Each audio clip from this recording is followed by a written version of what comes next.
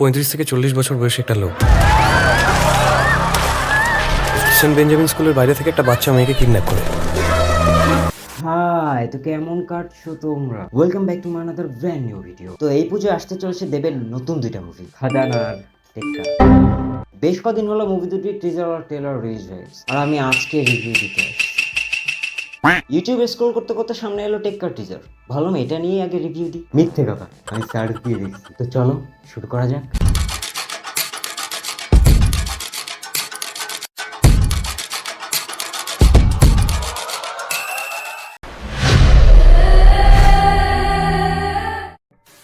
মুভির নামের সাথে যে থিমটা আমার কাছে দারুণ লাগছে, ইউনিক একটা কনসেপ্ট।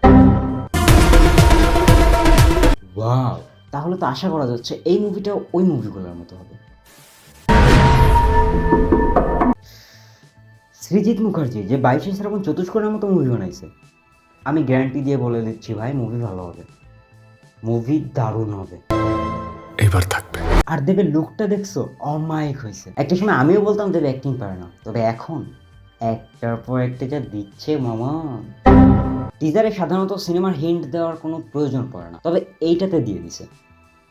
দেব এই সিনেমায় একজন সাধারণ মানুষের রোল প্লে করতেছে, আর মেবি সিস্টেমের জন্য তার কোনো প্রবলেম হয়েছে, আর সবার দৃষ্টি আকর্ষণের জন্য সে একটা কিডন্যাপ করে, দেন স্টোরি আস্তে আস্তে আস্তে আগায়। পুরো স্টোরি তো সিনেমা না দেখে বলে দিতে পারবো না।